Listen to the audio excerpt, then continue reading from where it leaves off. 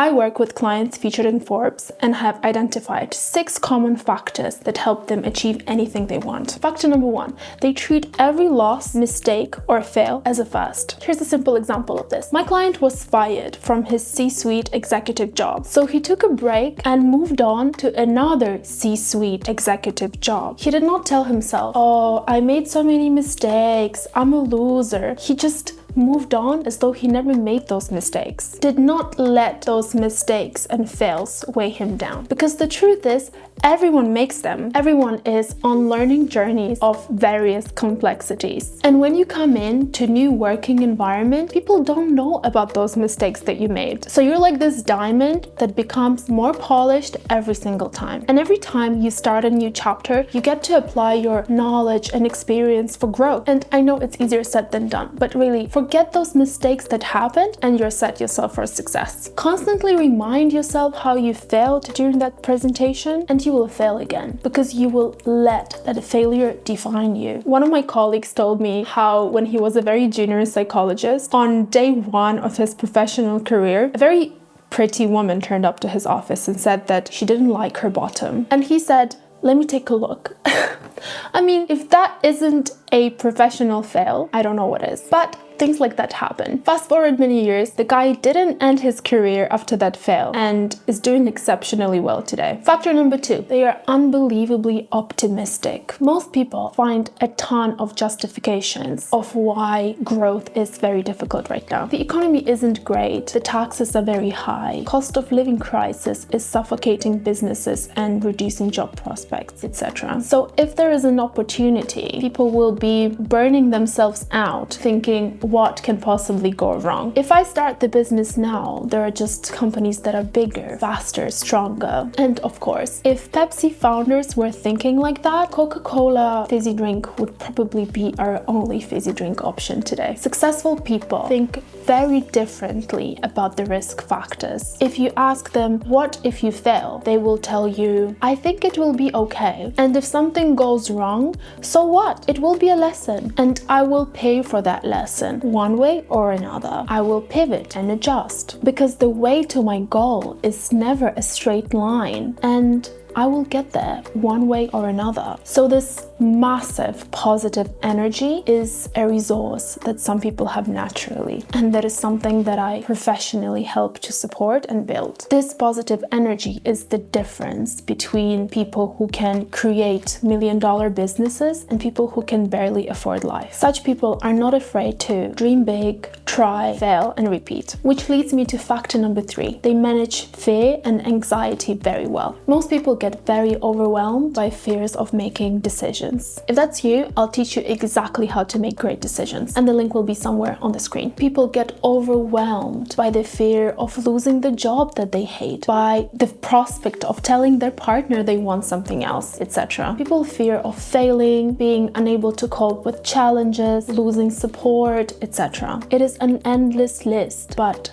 at the core of every single fear is the fear of death. You are not terrified by the snakes. You are terrified by the visions of them crawling to you and killing you. You're not scared to be disliked by others. You're scared to be abandoned, end up being alone and be unable to survive. It's just a survival mechanism that developed in us with evolution. And ages ago, it would have been true. If your tribe abandoned you, you were done. And successful people have very different perspective on things that can potentially affect them. I had a client who once told me, I'm scared of everything, but at the same time, what can anybody do to me? Even if they sue me or take everything, I will still be alive. Obviously, there are different levels of fearlessness, but separating real threats from imagined ones really helps achieve goals. Do you ever feel like you're living someone else's life? Do you catch yourself being stuck in the survival mode when you wake up, go to work, come home and pass out, and you feel like your life is passing by when your true calling is something else, and you still can unlock a better life for yourself, but you just don't know how? In that case, trust me, try reading my book Wishcraft and follow its 5-week life-changing program. It is a blueprint built on spiritual practices, meditations, NLP, and bath rituals designed to tap into your hidden potential. You will see how week by week your life transforms, and by week 5 5, your dreams will begin to materialize. And you don't have to buy the book up front to experience its magic, because I'm giving one chapter away for free for you to enjoy,